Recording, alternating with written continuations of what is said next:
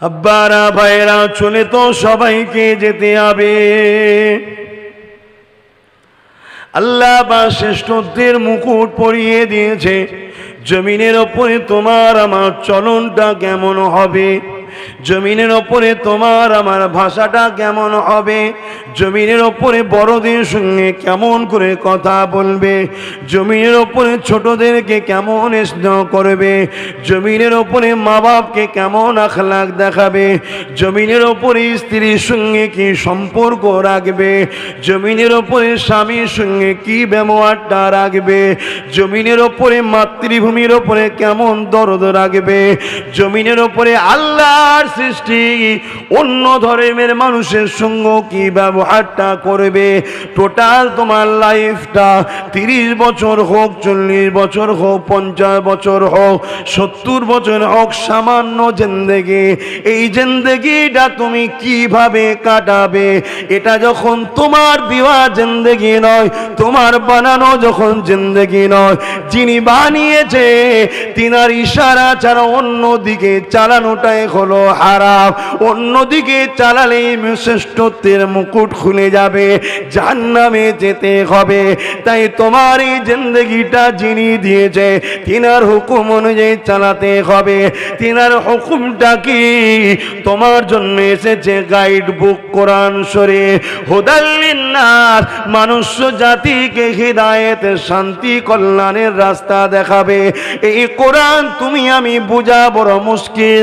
তাই এই কোরআনকে প্র্যাকটিক্যাল বোঝাবার জন্যে আল্লাহ পাক সর্বকালের সর্বশ্রেষ্ঠ মহামানব হযরতে নবী মুহাম্মদ রাসূলকে প্র্যাকটিক্যাল দেখাবার জন্যে পাঠিয়েছে। তাই কোরআন জানিয়ে দিল আমার হাবিব হলো উসওয়াতুন হাসানা, সব থেকে উত্তম ভালো মডেল।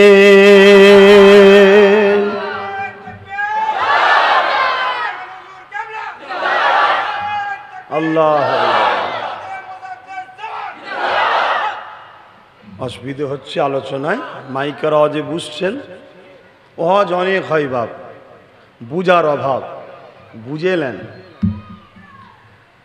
আম্মাজান হযরত আয়েশা সিদ্দিকা রাদিয়াল্লাহু তাআলা আনহা বলেন, কানা খুলুকুল্লাহুল কোরআন।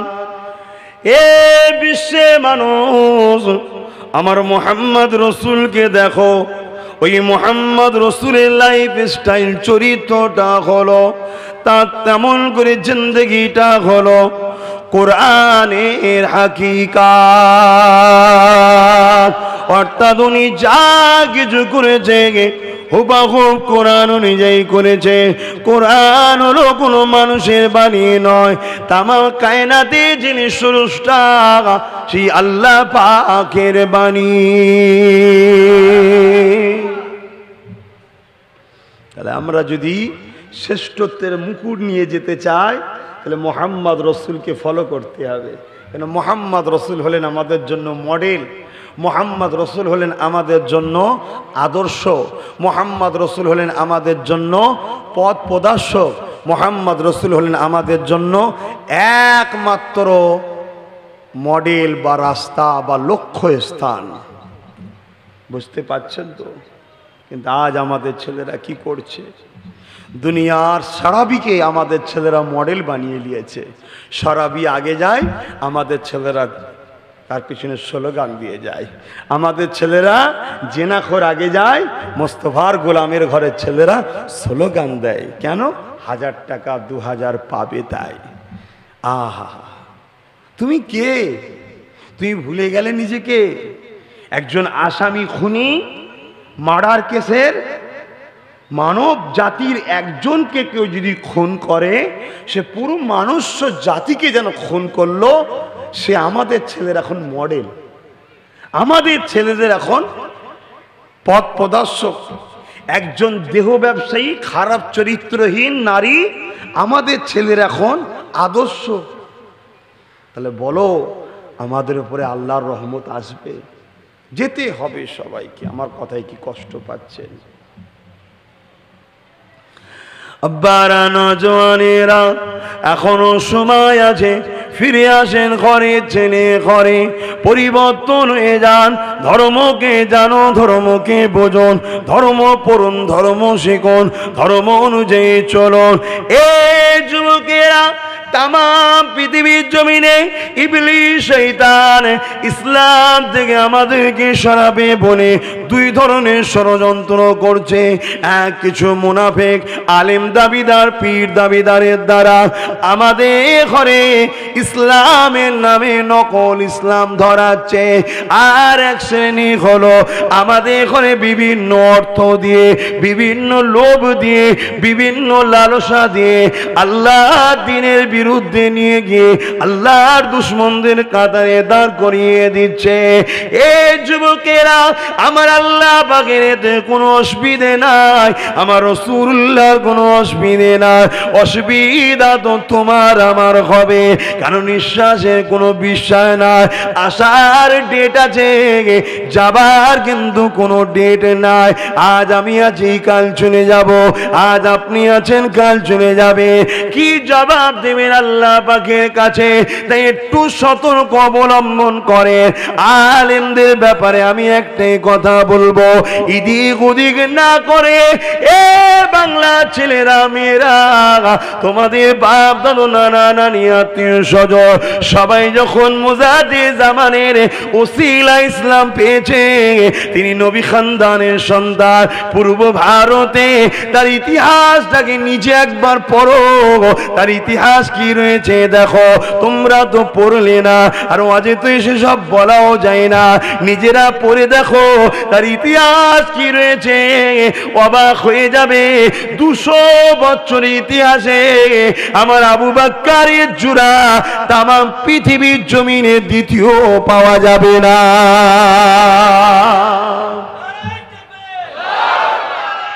আল্লাহ, কত বছর? 200 বছরের ইতিহাসে, ভারতের নয় পৃথিবীতে 200 বছরের আগে ছিলেন। অনেক বড় বড় হাস্তি এসেছেন আগে। তাই আমার যুবকদের বলবো, ধর্মের ব্যাপারে এটা দেখুন। আর একটা কথা হচ্ছে যে লোভ লালসা দিয়ে আমাদেরকে খারাপ দিকে নিয়ে যাচ্ছে, এগুলো থেকে বাঁচুন। কোনো জায়গায় ফাংশন, আর আজকে দেখে দেখে দেখে দেখে মুসলিম অধ্যুষিত এলাকা কোনো মদের লাইসেন্স বেশি করে দেওয়া হচ্ছে, মুসলিম অধ্যুষিত এলাকায় লটারির দোকান খোলা হচ্ছে, মুসলিম অধ্যুষিত এলাকায় সুদের কারবার খোলা হচ্ছে, মুসলিম অধ্যুষিত এলাকায় ফাংশন দেওয়া হচ্ছে। ভাববেন গণতান্ত্রিক দেশ, গণতান্ত্রিক দেশে ঠিক আছে, কিন্তু আপনার খোলার উদ্দেশ্যটা কি? আমার ইসলামকে মিটাবো, ইসলামের ঘরের ছেলেগুলোকে মদে, গানে, জেনা, ব্যভিচারিতে নিয়ে যাব। ইবলিসের চক্রান্ত ছাড়া আর কিছু নয়। তাই আমাদেরকে কঠোর হাতে দমন করতে হবে এগুলোকে, ঠিক না বেঠিক? যদি না দমন করেন কঠিন কঠিন বিমার আসবে, কঠিন কঠিন মুসিবত আসবে। আমার আল্লাহরও কোনো অসুবিধে নাই, রসুলেরও কোনো অসুবিধে নেই। এই আবদালপুর কি গ্রামের নাম? আবদালপুর গ্রামের সমস্ত মানুষ, শুধু নয় তামাম পৃথিবীর সমস্ত মানুষ যদি আল্লাহ ছেড়ে দেয়, নবী ছেড়ে দেয়, আমার আল্লাহর একটুখানি চাররা পরিমাণ কোনো ক্ষতি, জোরে বলুন, কোনো ক্ষতি, আরো জোরে বলুন, এটা মানেন তো আপনারা? হ্যাঁ, আমার আল্লাহ, আল্লাহ কত বড় বড় সব পাওয়ার আল্লাহ সব শেষ করে দিয়েছে। যেদিন আল্লাহ দুনিয়াকে ফানা করে দেবেন, হযরত জিবরাইল আলাইহিস সালাম কে আল্লাহ বলবেন, ও হযরত জিবরাইল, দুনিয়ার জমিনে আর কে কে আছে বলো? হযরত জিবরাইল সাল্লাম বলবে, ও রব্বি আল্লাহ পাক, সবাই চলে গেছে, সবার মৃত্যু হয়ে গেছে, শরীর থেকে রূহ কবজ করে নেওয়া হয়েছে, এই জমিনে আর কেউ নাই, আমল করে ফেরেশতাদের মধ্যেও কেউ নাই। আল্লাহ পাক আপনি আছেন, আর আমি আজরাইল রয়েছি। আমার আল্লাহ পাক বলবেন, এ হযরত আজরাইল, আমার শুরু নাই, আমার শেষ নাই, তোমার শুরু আছে, তোমারও মৃত্যু হবে অবশ্যই। কুল্লু মান আলাইহা ফান, সব কিছু আমি আল্লাহ পাক ফানা করব। এ আজরাইল নিজের জানটা কবজ করো। হযরত আজরাইল আলাইহিস সালাম ওই সময় পেরেশান হয়ে যাবে, আল্লাহ পাক এই দিন যদি আমায় দেখতে হতো তাহলে এই দায়িত্বটা আমি নিতাম না। আল্লাহ পাক বলবে, আজরাইল রে কোনো চিন্তা করো না, তোমার ডান হাতের উপরে আমি আল্লাহ পাক আমার আল্লাহ নামকে লিখে দাও। লিখে দেওয়া হবে। যখনই ওই হাতের দিকে তাকাবে হযরত আজরাইল আলাইহিস সালামের শরীর থেকে ওই রূহ নামক জানটা বেরিয়ে হাতে চলে আসবে। ওটাকে আমার আল্লাহ পাকের কুদরতি হাতে জমা দিয়ে দেবে। এ দুনিয়া মানুষেরা শুনে খেয়ে দিয়ে আর কেউ দুনিয়া জমিনে নেই, ফেরেশতা কেউ নেই। আল্লাহ কোরআনে জানিয়ে দিল, কুল্লু মান আলাইহা ফান, সব কিছু ফানা হয়ে যাবে। আমার আল্লাহ ওই সময় ডাক দেবে, এ বাচ্চারা কোথায় তোমরা? যাদের জমিনে পা পড়তো না, এ সম্রাটেরা কোথায় তোমরা? এ নেতারা, লিডারেরা, এ আমিরেরা কোথায় তোমরা?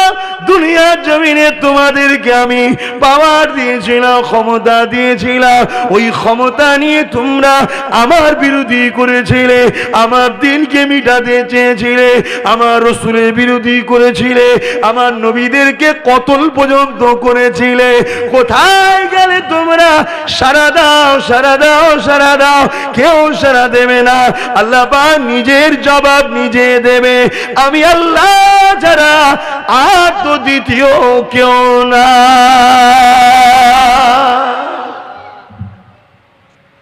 শুনছো?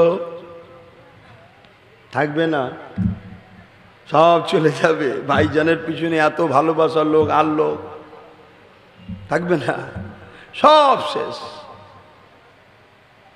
একটু সতর্ক হয়ে পা ফেলো, একটু বুঝে বুঝে পা ফেলো। গুনার মাফ আছে, ইসলামের ক্ষতির মাফ নেই। আজকে আমাদের ছেলেরা ভুল বুঝে বিভিন্ন চক্রান্তের শিকার হয়ে ইসলামের ক্ষতি হয়ে যাচ্ছে তোমাদের দ্বারা। তোমাদের হুঁশি নাই, তোমাদের হুঁশি নাই। তাই একটুখানি আমি অনুরোধ করছি, আমার যুবক আর বোনগুলোকে অনুরোধ করছি, কারণ এই বয়সটা আলাদা বয়স।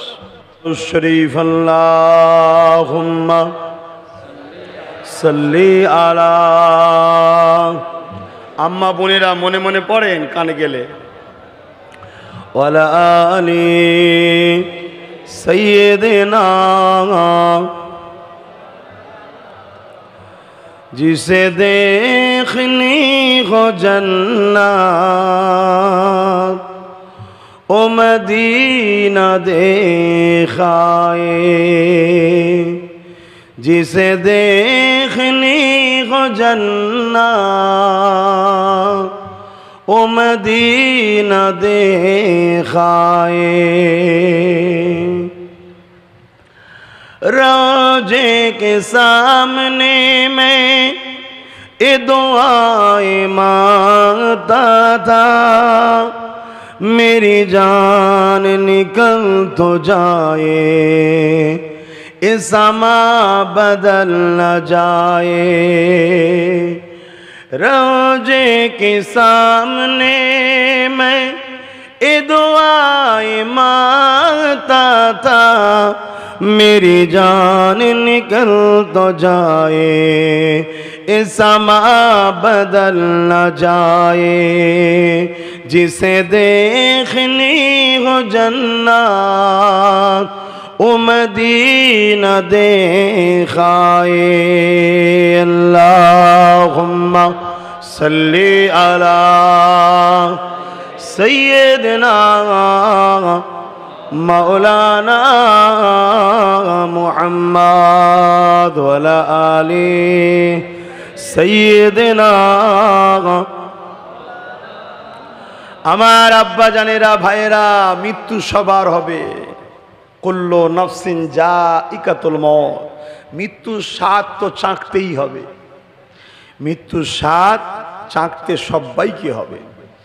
সে আমেরিকার প্রেসিডেন্ট হোক, আমার ভারতের প্রধানমন্ত্রী হোক, আর রাজ্যের সিএম হোক, আর ফুরফুরার পীর সাহেব পীরজাদা হোক, মৃত্যু সবাইকে চাকানো হবে,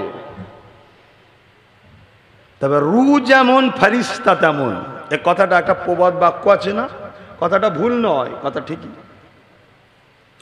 রু যেমন ফারিস্তা তেমন, অর্থাৎ তেমন আকার ধারণ করবে। ইনশাআল্লাহ আমার কাছে যখন আসবে, আপনার গ্রামের আলেম ওলামা হাফেজদের কাছে, হাজি নামাজি মুত্তাকি নবী প্রেমিক ইমানদার কাছে যখন আসবে, একটা ভাবে আসবে। আর আমার দেশের প্রধানমন্ত্রী কাছে যখন যাবে ওইভাবে নয়, সে এক আকাল তখন নেবে। কথা বুঝছেন না, বোঝেন না? এটা সত্য কথা, সবার জন্য হবে রে বাবা, এই মিথ্যা কথা কিছু। আচ্ছা, আমার দেশের প্রধানমন্ত্রীর কথা বললেন, আপনাদের অসুবিধা হতে পারে। আমেরিকার প্রেসিডেন্টের কাছে যখন যাবে, যখন সময় হবে, বিকট একটা আকাল নেবে। কি গো, খবর ভালো তো? হ্যাঁ, বুঝাবে খনি তখন। সাদ্দাত ঘোড়ার পিঠে উঠেছে। সাদ্দাতকে চেনেন তো? বিরাট ডেঞ্জারাস জিনিস, দুনিয়ায় জান্নাত করেছে। আরে বাপ রে বাপ, আজকে আমাদের কিছু ছেলেরা দুনিয়াকে জান্নাত বানাচ্ছে। যুবকরা ভুল করছো আমার সোনার ভাইরা। তোমাদের পীরের ছেলে হয়ে বলি, তোমার মায়ের পেটে আমি আসিনি, তুমি আমার মায়ের পেটে আসুনি, কিন্তু তোমার আমার সঙ্গে রক্তের ভাইয়ের থেকেও সম্পর্ক বেশি। সেই সম্পর্কটা হলো আল্লাহর জন্য, রসুলের জন্য, ইমানি সম্পর্ক। জোরে বলুন সুবহান। রক্তের সম্পর্ক দুনিয়ায়, আখেরাতে নয়। আখেরাতের সম্পর্ক হলো ইমানের সম্পর্ক। জোরে বলুন সুবহান। এই যে দেখছেন না, ভালোবাসি, ইনি আমায় ভালোবাসি, ইমানি, এটা রক্তের নয়, ইমানের সম্পর্ক। ইমানের সম্পর্ক আলাদা জিনিস। বসিরার হুজুরের সঙ্গে দাদা হুজুরের রক্তের নয়, ইমানের সম্পর্ক। সিদ্দিকে আকবরের সঙ্গে আমার রাসূলুল্লাহর ইমানের সম্পর্ক। কথা বুঝে আসছে? এই ইমানের সম্পর্কটা হলো অরিজিনাল। রক্তের সম্পর্ক দুনিয়াতে শেষ, ইমানের সম্পর্ক কিন্তু আল্লাহর জান্নাতে নিয়ে যায়। জোরে বলুন সুবহানাল্লাহ। হযরতে আজরাইল আলাইহিস সালামকে আল্লাহ জিজ্ঞেস করেছিল, আজরাইল তুমি তো লোকেদের সব জান কবজ করো, কোন জায়গায় বাপের কাছ থেকে ছেলেকে, মায়ের কাছ থেকে ছেলেকে, কোন জায়গায় স্বামীর কাছ থেকে স্ত্রীকে, স্ত্রীর কাছ থেকে স্বামীকে, ছেলেদের কাছ থেকে বাপ মাকে সব জান কবজ করে নিয়ে আসো তুমি। এ আজরাইল, তোমার কি মনে ময়া হয় না, কষ্ট হয় না? আল্লাহ জিজ্ঞেস করছে যে আল্লাহ হয়তো, কিন্তু আপনার হুকুম। তবে দুটো জায়গায় আমার খুব কষ্ট হয়েছিল, দুটো জায়গায়। কোথায়? একবার আল্লাহ একটা বিশাল তুফান, ঝড়, বন্যা, একটা মহিলা পেটে গর্ভে সন্তান ছিল, ভেসে চলে যাচ্ছিল। একটা কাঠ পেয়েছিল, কাঠটাকে সাহারা নিয়ে ভেসে ভেসে যাচ্ছে। ওই অবস্থায় নারীটার প্রস্রাব বদনা হয়ে বাচ্চা হয়েছিল। মা ওই বাচ্চাটাকে কাঠের ওপরে রেখে দিয়ে, ওই অবস্থায় বাচ্চা হয়েছে, রেখে দিয়ে। আজকালকার মেয়েরা বুঝবে না, আজকালকার মেয়েদের সবর কম, ধৈর্য কম। আগেকার নারীদের ধৈর্য ছিল বেশি, সবরও ছিল বেশি, আর খাবারও ছিল সলিড। এখনকার খাবার সব ভেজাল, ওই জন্য আমাদের শরীরের পাওয়ার কমে যাচ্ছে, ভেজাল। তো যা, কত বিস্তারিত বলতে গেলে আবার দেরি হয়ে যাবে। তো ওই বাচ্চাটাকে মা কাঠের ওপরে রেখে দিয়ে ভেসে ভেসে যাচ্ছে। এমন সময় আপনি বলেছিলেন, আজরাইল যাও ওই মায়ের জানটা কবজ করলি আসো। আল্লাহ হুকুম ছিল আপনার, আপনি যা করেন ভালোর জন্যই করেন, তাই তো নাকি গো? না শুকনো দরদি কেউ আছে, এটা আল্লাহর উচিত হয়নি, ভালো উচিত বুঝেছে তুমি, ফাটা কপালে পুঁতে গেলে। এরকম কেউ নেই তো আমার দেশে? আল্লাহ যা করে ভালোর জন্য করে, একটু পরে উত্তর পেলে বলবে ঠিকই ছিল। শোনো, দরদ বেশি দেখাতে যেও না, আল্লাহর থেকে দরদি কেউ নাই। এসব ধার কর, আল্লাহর থেকে নিয়ে ধার করা। এই যে দরদ দেখাচ্ছি, আমার নাকি? ধার করা, আল্লাহ দিয়েছে, দরদ দেখাচ্ছি। কিন্তু অরিজিনাল দরদি হলো আল্লাহ, আর দরদি বানিয়েছে মুহাম্মদ রাসূলুল্লাহকে। জোরে বলুন সুবহানাল্লাহ। বাকি সব ধার করা। কথা বুঝে আসছে? তো ওই সময়তে ওই মায়ের জানটা আমি কবজ করার সময় আল্লাহ আমার বড় কষ্ট হয়েছিল। আহারে, বাচ্চাটার কি হবে এই তুফানে। দ্বিতীয় কোথায়? আজরাইল বলছে, আল্লাহ সাদ্দাত যখন জান্নাতটা করলো, বিশাল জান্নাত করেছিল দাজ্জাল, সাদ্দাত, হিরে মরি মতি সব কোরআনে আছে তো, তার জান্নাতে কি আছে শুনেছে। হুড়েদের মতো করে বিশ্বের সব থেকে সুন্দরী সুন্দরী নারী নিয়ে এসছে কোনো হুড়। তারপর জান্নাতে সারাব আছে, মদ। কথা বুঝে আসছে না? এই দুনিয়ার মদের সাথে তুলনা করবেন, এ তো মদ নয়, এ তো মাতাল। এ খেলে বউকে মা বলে, এ অন্য গন্ডগোল হয়ে যায়। খারাপ নেবেন না, হাকিকাতটা বলছি। সেটা কোনো পচা নয়, গন্ধ নয়, সেটা খেলে তার মুখ দিয়ে তার শরীর থেকে খুশবু আর খুশবু বাহির হবে। জোরে বলুন সুবহানাল্লাহ। তো এইটাকে সারাব আর সারাব নাম দিয়েছে। দুনিয়ায় ওর টালি করে ইবলিস সারাব তৈরি করে আমাদেরকে খাওয়াচ্ছে, মদ পচা গুণকে। কথা বুঝে আসছেন? আর আমাদের ছেলেরা বোকার মতো চলে যাচ্ছে। তা সব তৈরি করেছিল আল্লাহ এত অপেক্ষা করে। আর ও যখন জান্নাত দেখতে ঢুকছে, আপনি বলেছিলেন আজরাইল জলদি কর যা, সাদ্দাতের জানটা কবজ করলি আয়, ও যেন ঢুকতে না পারে। তা এক পা ঘোড়ার জান্নাতের ভেতরে, এক পা বাইরে, কল্লাটা ঢুকালো একটু দেখতে পেত। ওই অবস্থা আমি যে বলি নাই দাঁড়া, ও তখন মিজাইলে বলেছে তোরা সাহস কি, তুই আমায় বলছিস দাঁড়া। আজকাল যেমন কোনো যদি একটু ভিআইপি হয়ে যায়, তাকে যদি বলা হয় দাঁড়া, কি বলবে? তোর সাহস কি, তুই আমায় দাঁড়া বলে? হ্যালো, একে গেঁজার কেস দে দাও। হয় না, হয় না? সাদ্দাত মার্কা আছে না? নাই। তো সাদ্দাত এর থেকেও ডেঞ্জারাস ছিল। এখন তো তবু নর্মাল নর্মাল, সাদ্দাত আরো বড় শয়তান ছিল। তো সাহস কি, তুই আমাকে দাঁড় করেছিস? সাদ্দাতকে তখন আজরাইল বলছে আমার নামটা শুনলে না কাপড় ঢিলে হয়ে যাবে, দাঁড়া। না কে তুই? বলছে আজরাইল, জান কবজ করতে এসছি। ব্যাস জোকের মুখে নুন দিলে যেমন হয়, একটুখানি সুযোগ দাও না, দেখে এসি। আল্লাহর হুকুম নেই, ব্যাস চল, নিয়ে চলে গেল। আল্লাহ এই দুটো সময় আমার বড় কষ্ট হয়েছিল। ও বেচারি এত শখ করলো, এই দেখতো।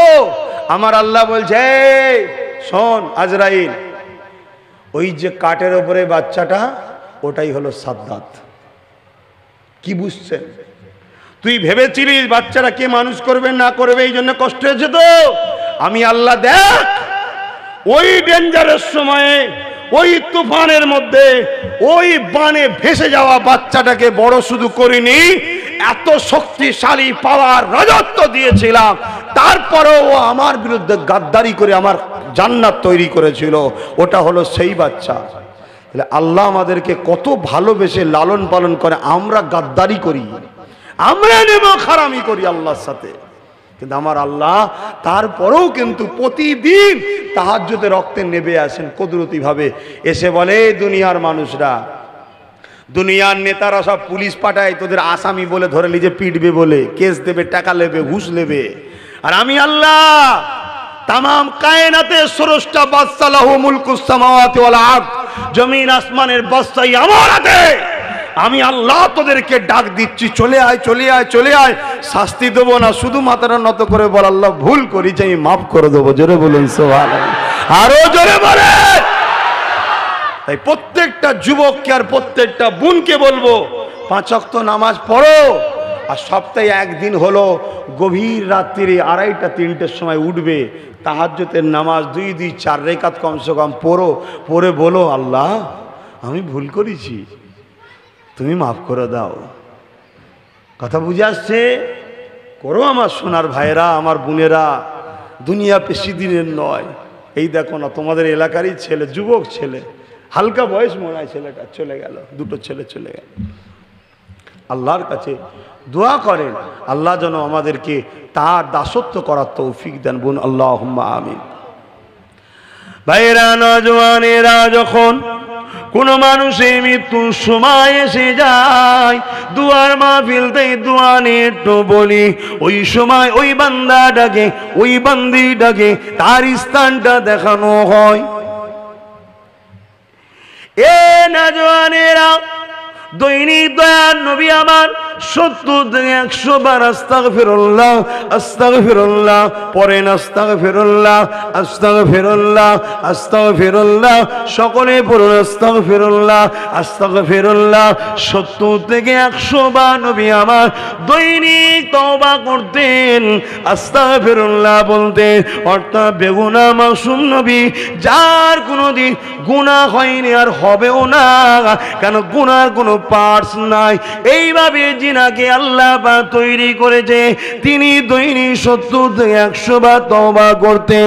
এ যুবকেরা, এ আমার বোনেরা, তুমি আমি কতবার তওবা করি? আজ থেকে প্রতিজ্ঞা নাও, প্রতিদিন শুবার আগে 100 বার কমসে কম আস্তাগফিরুল্লাহ আস্তাগফিরুল্লাহ পড়ো পড়ো, আস্তাগফিরুল্লাহ আস্তাগফিরুল্লাহ আস্তাগফিরুল্লাহ রাব্বি মিন কুল্লি যামবি ওয়া আতুবু ইলাইহি আশহাদু আল্লা ইলাহা ইল্লাল্লাহ ওয়া আশহাদু আন্না মুহাম্মাদান আবদুহু ওয়া রাসূলুহু। বাস শুধু আস্তাগফিরুল্লাহ, এতটুকু কথা দৈনিক ঘুমাবার আগে কমসে কম 100 বার পড়ে এসো। একদিন আমার আল্লাহ তোমার গুনাহ মাফ করে দিয়ে খাস রহমত দ্বারা তিনি তোমাকে তিনার মতো উপযুক্ত বানিয়ে, তিনার কাছে যাবার মতো, তিনার জান্নাতে যাবার মতো উপযুক্ত বানিয়ে নেবে। আমার আব্বা মা ভাই বোন সবাই পড়বেন, আর 100 বার দরুদ শরীফ ঘুমাবার আগে কমসে পড়বেন। আমরা এত পেরেশানে এসি, জ্বলে পুড়ে এক এক জায়গায় এক এক রকম সমস্যা, এক এক জায়গায়। তারপরে আব্বাস সিদ্দিকীর তো সমস্যার শেষ নেই, আপনারা সবই জানেন। যত যেন ঝোট ঝামেলা সব আব্বাস সিদ্দিকী কেন্দ্রিক। কথা বুঝে আসছে? লোক ক্যান্সারকে পছন্দ করে নিচ্ছে, তো আমাকে পছন্দ করছে না। ক্যান্সার হয় হোক যাক, আব্বাস সিদ্দিকী না গ্রামে আসে। ক্যান্সার এসছে সমস্যা নেই, অশনি আসছে সমস্যা নেই, করোনা আসছে সমস্যা নেই, এত কিছু সব welcome welcome welcome. Abbas Siddiqui না চলে আসে। কি গো, কিছু মানুষের এরকম ধ্যান ধারণা আছে না? নাই, তাদের কাছে আমি যাব না। আল্লাহ আমাকে যাদের কাছে নিয়ে যায়, আল্লাহ যেন তাদেরকে সমস্ত আসমানি বালা জমিনি বালা, মানুষ শয়তান জিন শয়তান, বিপদ আপদ রোগ থেকে যেন আল্লাহ মুক্তি দেন, হিফাজত করেন। বলুন আল্লাহুম্মা আমিন। কি গো, এই কথাটা কি একটু কড়া হয়ে গেল? কিসের রাগ আমার ওপরে? আমি এই যে তোমাদেরকে বুঝাচ্ছি না, গান শোনা, গানকে সাপোর্ট করা হারাম, ফাংশন দেওয়া, ফাংশনকে সাপোর্ট করা হারাম, মদ খাওয়া, মদকে সাপোর্ট করা হারাম। এখন এই কথাটা যদি আস্তে আস্তে সরিয়ে যায়, তাহলে মদ কোম্পানি আমার পক্ষে না বিরুদ্ধে হবে? একটু বলবেন তো ভাই। তো মদ কোম্পানি যখন আমার বিরুদ্ধে হয়ে যাবে, মদ কোম্পানি কোটি কোটি টাকা কিছু লোকেদের ঘরে দেয়, তারা তাদের বিভিন্ন খাদে লাগায়, বেশি খুলে খুলে বলবো না, বুঝে নিতে হবে। তখন মদ কোম্পানি তো ডাইরেক্ট আমায় ধরতে পারছে না, তখন তাদেরকে বলছে আব্বাস সিদ্দিকীর অস্টাফ ব্যান্ড করে দাও। ও মদের বিরুদ্ধে বলছে, আমাদের কারবারে লস হচ্ছে, মুসলিম খদ্দের পাওয়া যাচ্ছে না। এক কথা বুঝছেন না? তাই একটুখানি পিছনে লাগে, কিন্তু আল্লাহ শুকর, আল্লাহ শুকর, এ জমিন তো আর অন্য কারো নয়, আমার আল্লাহর। আল্লাহর জমিনে আল্লাহ দিনের প্রচারের বিরোধী আজকে নতুন নয়। আল্লাহ দিনের বিরুদ্ধে, আল্লাহ দিনের প্রচারের বিরুদ্ধে, আল্লাহ দিনের প্রচারক যারা, তাদের বিরুদ্ধে আজকে তো নতুন নয়, এ তো যুগ যুগ যুগ যুগ ধরে চলে আসছে। যারা বিরোধী করেছে যুগে যুগে তাদেরকে আল্লাহ মিটিয়েছে। যারা প্রচারক ছিল তারাও ইজ্জতে দুনিয়া থেকে চলে গেল, আজও মানুষের হৃদয়ে আছে, দিন এখনো আছে, সবে কিয়ামত পর্যন্ত থাকবে। কারণ আল্লাহ তার দিনকে তিনি যেদিন চাইবে টেনে নিয়ে মদিনা শরীফ থেকে প্রকাশ হয়েছে, মদিনাতে ফিরিয়ে নিয়ে যাবে। জোরে বলুন সুবহানাল্লাহ। এখন আমার বক্তব্য, এই দিনের খেদমত করবেন না করবেন না? আপনারা বলুন, করবেন না করবেন না? দিনের বড় খেদমত হলো কলেমার বিশ্বাস করা, নামাজ পড়া, রোজা রাখা, হজ করা, ধনীদের জাকাত দেওয়া, মা বাপকে ভালোবাসা, গরিবদের সেবা করা, এতিম অসহায়দেরকে সেবা করা, হিন্দু, দলিত, আদিবাসী, সাঁওতাল, বাগদি, যে কোনো ধর্মের মানুষ বিপদে পড়লে তাকে আশ্রয় দেওয়া, তার মুখে খাবার দেওয়া, তার পরনের কাপড় দেওয়া, এটা হলো দিনের খেদমত। আপনারা করতে পারবেন না? ওয়াজ নাই করতে পারলেন, এগুলো তো করতে পারবেন, এগুলো করুন। দিনের খেদমত কি? শরাবকে প্রতিরোধ করা, শরাবকে রুকা, জেনাকে রুকা, ধর্ষণকে রোকা, ব্যভিচারীকে রুকা, সুদকে ধোকা, ঘুষকে রুকা, মিথ্যা কথা বলা থেকে নিজেকে পাক রাখা, সমাজকেও পাক রাখা, খারাপ চরিত্রহীন জালিম সন্ত্রাস নেতা নেত্রীদের থেকে নিজেকে দূরে রাখা, এটা হলো ইসলামকে বাঁচাবার সব থেকে বড় কাজ। জোরে বলুন সুবহানাল্লাহ। শুনছেন? ইসলামের কাজ করবেন? হাত তুলে বলুন, করবেন? আলহামদুলিল্লাহ। তাহলে তৈরি হন। প্যান্ট শার্ট গেঞ্জি মুবা জিনিস আল্লাহ পছন্দ করে না। ইসলামের দুশ্মনদের ইউনিফর্ম তাসাব্বা করছো, গুনার কাজ হচ্ছে, কিন্তু বেঈমান হয়ে যাওনি। বাবেরা, নওজোয়ান তরুণেরা, মৃত্যু সবার একদিন না একদিন হবে, মৃত্যু কিন্তু সবার সমান হবে না। এ নওজোয়ানেরা, আল্লাহ যখন হযরতে জিবরাইল আজরাইলকে পাঠিয়ে দিলেন, ও হযরত আজরাইল দুনিয়া জমিনে যান, আমার হাবিবকে যে তুলে নিয়ে আসে। আজকে দিনে আমি আল্লাহ আমার হাবিবকে যে আমার পক্ষ দিয়ে সালাম দেন, আমার হাবিবকে যে বলে দুনিয়ায় থাকবেন না, আল্লাহ পাকে আখিরাতের রাস্তায় রওনা দেবে। ও হযরতে আজরাইল দুনিয়া জমিনে চলে যান। হযরতে আজরাইল চলে আসলে ঘরের বাইরে থেকে দরজায় আওয়াজ দিলে, সালাম দিলে, ভেতর থেকে নবী পাকের বেটি খাতুনে জান্নাত হযরতে ফাতেমা বলেছিলেন, কে আপনি? হযরতে আজরাইল ওই সময় সালামে দিলেন, সালামের জবাব নবী দিলে। এই কথা যখনই বললেন, ওই সময় আল্লাহ নবী বলেছিল, ও ফাতেমা তুমি কি জানো কে বাইরে থেকে সালাম দিয়েছে? জি আব্বা জান, আমি জানি না, তবে ইজাজত চাইছে, আমি তেনাকে বলে দিয়েছি আমার আব্বা জান বড় অসুস্থ, একটু সুস্থ হয়েছে, এখন তিনি রেস্টে আছে। এ আমার কলিজার টুকরি ফাতেমা রে, কে দরজার ঘরে আছে তুমি কি জানো? জি না আব্বা জান, জানি না। তার ইজাজত লাগে না, তাকে কেউ রুখতে পারে না, সে কারো থেকে পারমিশনও নেয় না, শুধু তোমার আব্বার জন্য সে পারমিশনের অপেক্ষায় রয়েছে। কেননা তোমার আব্বাকে আল্লাহ এত মাকাম দিয়েছে, আমার বিনা পারমিশনে আসাটা আজরাইলেরও ইজাজত আল্লাহ পাক দেয়নি। আমার কাছে পারমিশন নেবে নাকি? এ ভাই দাঁড়া একটু, ভাই আমি অনেক দিনের কাজ করেছি ভাই, হেঁপিয়ে গেছি ভাই, একটু দাঁড়া, একদিন সময় দে, আর কিছু কাজ বাকি আছে। কি গো শুনবে আজরাইল? যদিও বা একটু মাথায় হাত বুলিয়ে আদর করে লিত, তোমার পাকামু করার জন্য একদম গলায় পা তুলে দেবে, তখন দেখবে কোনি। কথা বুঝছেন না, বোঝেন না? আহা, কুরবান যাক আমার নবীর কদমে আমাদের জানমাল। লিডার তো মোহাম্মদ রসুল।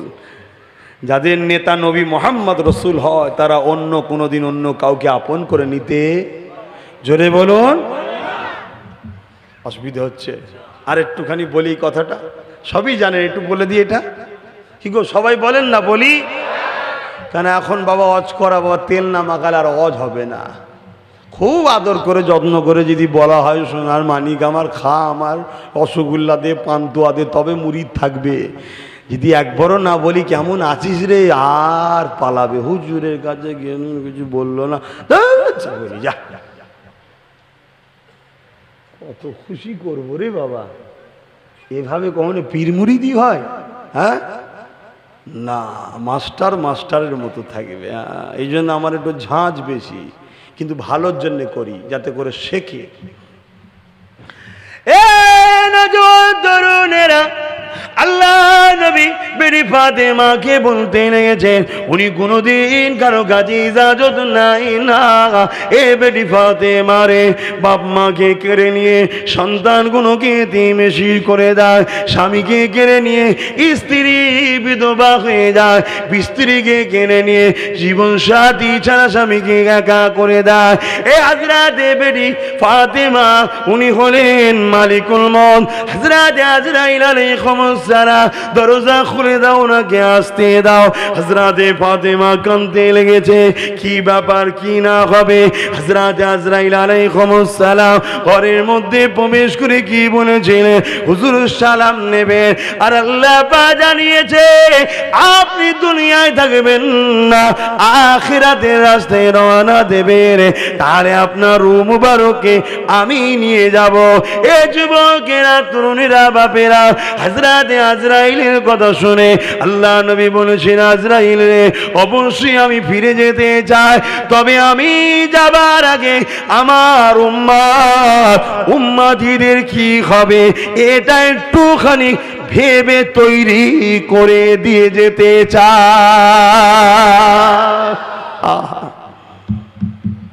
একটু ত্যাগ স্বীকার করো সেই নবীর খাতিরে। ছেলেরা, তোমরা সব এক হয়ে মসজিদগুলোকে ভর্তি করো, তোমরা এক হয়ে মসজিদে সালাম পড়া অভ্যেস করো, দরুদ শরীফ পড়া অভ্যেস করো, তোমরা এক হয়ে নিজেদের কর্মজীবন ছাড়া বাকি সময় নবীর সুন্নাতে ইউনিফর্ম পরো, রসুলের দাড়ি সুন্নাত রাখো। এই আমাকে যারা ভালোবাসো, আমার মুখে দাঁড়িয়ে আছে, দেখতে খারাপ লাগছে? আরে এটাকে দেখতে খারাপ লাগছে? বলো না, তাহলে দুজন মিলে রিক্স নিয়ে দেখি একবার। দে ভাল লাগে না যখন, তাহলে ডেকে কি করবো নাকি? খারাপ লাগছে? আহা, এইটা নিয়ে আল্লাহ যেখানে যা নিয়ে গেছে, আর এইটার জন্য আল্লাহ যে সম্মান ইজ্জত দিয়েছে, বাপ আমার বুঝতে পারছো না। রাখো ছেলেরা, কি হবে? পরিবার রাগ করে নাকি? বইয়েরা কিছু বলে? লজ্জা করছে, সত্যি করে বল না। বিবিদের ঘরে বুঝাবে, যদি কেউ বলে জানবে কপাল তার ফাটা। বুঝাবে। হ্যাঁ আমার মা বোনেরা, মাইকের আওয়াজে শোনেন, আপনাদের পীরের বাচ্চা বুঝাচ্ছি। যেমন আপনার যদি কোনো নারীর, উচিত তো নয়, কেউ যদি দাড়িকে নিয়ে তুচ্ছ তাচ্ছিল্য করে, সঙ্গে সঙ্গে কাফের হয়ে যাবে। কেন? রসুলের সুন্নাত আমি বলিনি, দাদা হুজুর ওসিয়াত নামাতে লিখে দিয়েছে। জোরে বলুন সুবহানাল্লাহ। নবীর টুপি মুবারক নিয়ে, নবীর পাগড়ি নিয়ে, নবী পাকের দাড়ি নিয়ে, এক কথায় দাড়ি, টুপি, জুব্বা এগুলো নিয়ে যদি কেউ তুচ্ছ তাচ্ছিল্য করে, মুজাদ্দিদ জামান ওসিয়াত নামায় লিখে দিয়েছে কাফের হয়ে যাবে। কেননা এগুলো হলো আমার নবীর পছন্দের সুন্নাত। দুই সাহাবী এক জায়গায় বসে বসে কথা বলছিল। শোনো, একজন বলছে আমার কদু খেতে খুব ভালো লাগে। কদু বোঝেন তো? কি বলেন? কদু বলবেন? কদু খেতে ভালো লাগে। যে হুজুর সব জায়গায় আটকে দিচ্ছে, আমাদের কি সবই ভুল? না, আমি ভুল বলছি না, বলবেন, এটুকু বলার অধিকার আছে না? নাই, কদু বলবেন। তা আরেকজন পাশে বসেছিল, তিনি বলছে আমার কদু পছন্দ নয়। ব্যাস বলা শেষ, উনি তরবাল বার করেছে। তোর সাহস কি? আমার নবী কদু পছন্দ করতো, তোর পছন্দ নয় বললি কেন? তুই খাস নি আলাদা কথা, পছন্দ নয় বললি কেন? ছুটে ছুটে ছুটে ছুটে আমিরুল মুমিনিনের কাছে গেছে। হুজুর ওকে তওবা করতে পারেন না, এক্ষুনি আমি কতল করবো ওকে। আমার নবীর পছন্দ বললো কেন? পছন্দ না, কিসের মুসলমান? শুনছেন বাপ ভাইয়েরা? চিন্তা করুন, একটা নবীর পছন্দ কি নিয়ামত আল্লাহ করেছে। আহা, ছোট করে নেবেন না।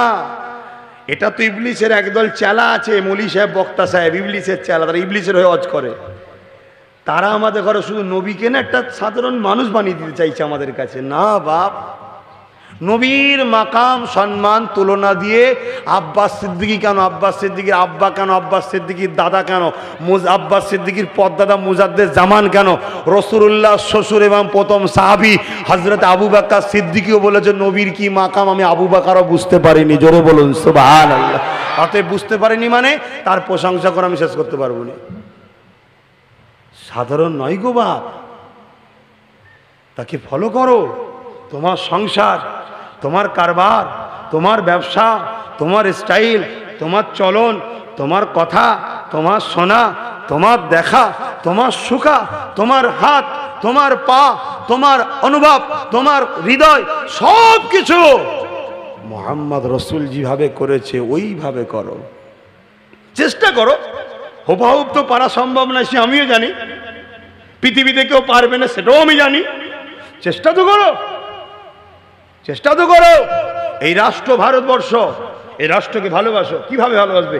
আমার রসুল তিনি তিনার মাতৃভূমিকে যেভাবে ভালোবেসেছে তার মতো কেউ দেশভক্তি দেখাতে পারেনি। জোরে বলুন সুবহানাল্লাহ। দেশের নামে ভণ্ডমি করে শুধু স্লোগান দিয়ে আর মা মা মা মা করে ছুটি আর ওপর দিকে দেশকে বিক্রি করে, এই ভণ্ডমি বন্ধ করো। এ ভণ্ড, এ ভণ্ড, ঠিক না বেঠিক? একদল ভণ্ড বেরিয়েছে, কথা বুঝে আসছে। মাতৃভূমি ভারত অবশ্যই আমার মা, আমিও বলছি আমার মায়ের মা আমার, কোনো অসুবিধা নেই, ইসলামে বাধা নেই। কিন্তু আমরা ওই রকম ভণ্ডমি করি না যারা চারিদিকে স্লোগান দিয়ে দেশের নামে ভক্তির দরদে অপর দিকে দেশের আস্তে আস্তে বিক্রি করে দেশটাকে শ্রীলঙ্কা বানাতে চাইছে। আমি দোয়া করি আল্লাহ আমার মাতৃভূমিকে যেন এত খারাপ পরিস্থিতি না দেখতে করে, কারণ এই দেশকে আমি ভালোবাসি। কেন? মুহাম্মদ রসুলের আমি ছাত্র, নবী যা করেছে আমাদের করতে হবে, সুন্নাত সবের কাজ। তাই মাতৃভূমিকে ভালোবাসাও নেকির কাজ। জোরে বলুন সুবহানাল্লাহ। ভুল আমায় বুঝবেন না, ধর্ম শিখুন, ধর্ম বুঝুন। মসজিদে যাও, নামাজ পড়ো, তাসবিহ টানো, কোরআন পড়ো, হজ করো, যাকাত দাও, দাঁড়িয়ে রাখো, টুপি পরো, এটাও যেমন ধর্ম। আপনার পাশের পাড়ায় গয়লা পাড়া, ঘোষ পাড়া, দুলে পাড়া, বাগদি পাড়া, প্রতিদিন রাত্রিরে খোঁজ লাও বা দিনে খোঁজ লাও কোনো গরিব আছে কিনা তার সেবা করো, এরও নাম ধর্ম ইসলাম। জোরে বলুন সুবহানাল্লাহ। তোমার দেশের উপরে কেউ গাদ্দারি করছে, গাদ্দারি করতে গিয়ে বলছে অমুক রাজ্যটাকে শুধু ভাগ করে দাও, বাকি তোমাকে সব দিয়ে দেবো আমি। এ মোস্তফার গোলামরা শোনো, জান প্রয়োজন হয় দিয়ে দাও, কিন্তু নিজের দেশের সঙ্গে গাদ্দারি করো না। কেন? একটা রাসূলের ছোট্ট সুন্নাতকেও মিটাতে দেওয়া যাবে না। দেশের সঙ্গে ভালোবাসা দেখানো নবীর সুন্নাত, গাদ্দারি করাটা নবীর সুন্নাত নয়। জোরে বলুন সুবহানাল্লাহ। শুনছেন তো নাকি? না অসুবিধা হচ্ছে? এইসব কথা আবার কেন বলবেন? আরে ইসলামের কথা নবিয়ানা মেম্বারে বলবো না তো কোথায় বলবো? বারে গিয়ে বলবো, যাত্রায় গিয়ে বলবো, পার্টি অফিসে গিয়ে বলবো, পার্টির মিটিং এ গিয়ে বলবো নাকি? না, এটা নবিয়ানা মেম্বার। এখানে কোরআন বলা হয়, এখানে হাদিস বলা হয়, এখানে নবীর জীবনী বলা হয়, নবী যা করেছে এখানে তাই বলা হবে। নবী অন্য ধর্মের লোককে ভালোবেসেছে, এখানে বলা হবে। নবী মাতৃভূমিকে ভালোবেসেছে, এখানে বলা হবে।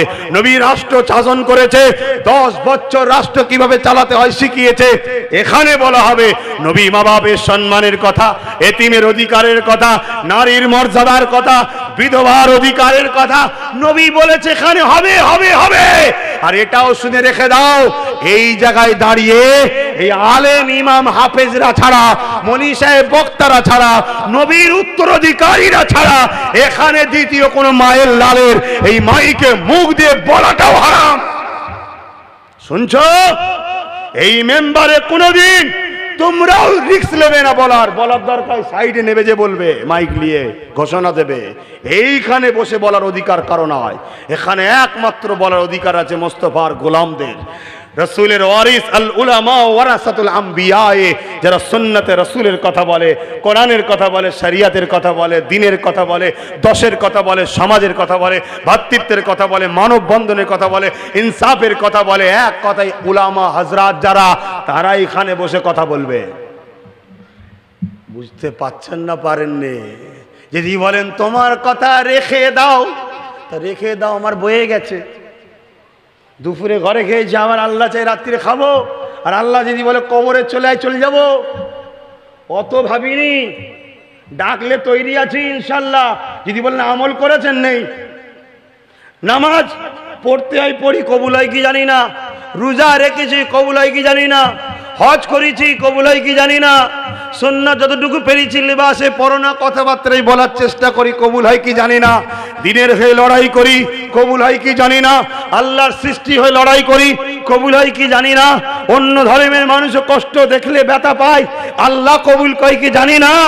কিন্তু একটা জিনিস আছে, সেটা হলো এটাই, দুনিয়া যদি আমার কদমে দিয়েও দেয়, মোহাম্মদ রসুলের একটা সুন্নতকে বিক্রি করব না, এটা দিলে আছে আমার। জোরে বলুন সুবহানাল্লাহ।